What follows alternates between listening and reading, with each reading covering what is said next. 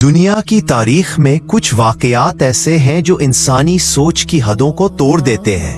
انہی واقعات میں سے ایک ہے ذوالقرنین کا سفر۔ وہ بادشاہ جنہیں اللہ نے طاقت بھی دی اور حکمت بھی، اور پھر یاجوج اور ماجوج، وہ قوم جن کا ذکر سورۃ الکہف میں موجود ہے، ایک قوم جس کا ظہور قیامت کی بڑی علامات میں سے ایک ہے۔ اس دستاویزی فلم میں ہم صرف قرآنی واقعات، صحیح احادیث اور معتبر تاریخ سے چلیں گے، کوئی افسانہ نہیں۔ قرآن ذوالقرنین کو ایک عظیم بادشاہ کے طور پر پیش کرتا ہے۔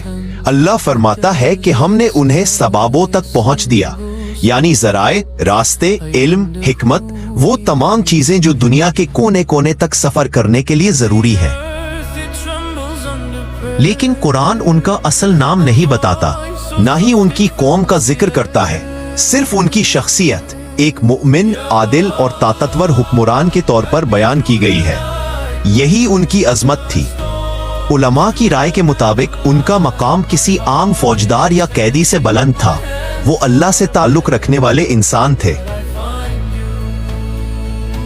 کیونکہ قرآن واضح طور پر فرماتا ہے ذوالقرنین ایک مومن بادشاہ تھا۔ قرآن بتاتا ہے کہ ذوالقرنین سب سے پہلے مغرب کی طرف روانہ ہوئے۔ وہ ایک ایسی جگہ پہنچے جہاں سورج انہیں ایسے غروب ہوتا نظر آیا جیسے کسی کیچڑ بھرے چشمے میں ڈوب رہا ہو۔ یاد رکھیں، قرآن نے سورج مثالاً کیچڑ میں ڈوبتا ہے نہیں کہا، بلکہ ذوالقرنین کی نظر سے منظر بیان کیا گیا۔ وہاں انہیں ایک قوم ملی جو بہت نافرمان اور شرک کرنے والی تھی۔ ذوالقرنین نے انہیں بتایا کہ اگر وہ ایسے ہی ظلم اور شرک میں رہیں گے تو انہیں ہم بھی سزا دیں گے، اور قیامت کے دن اللہ تعالیٰ بھی سزا دیں گے۔ لیکن جو نیک عمل کریں گے انہیں اچھا بدلہ ملے گا، ہم سے اور اللہ سے بھی۔ یہاں ان کے پاس پوری طاقت تھی کہ وہ سزا دیں، لیکن انہوں نے انصاف کا راستہ اپنایا اور لوگوں کی اصلاح کی کوشش کی۔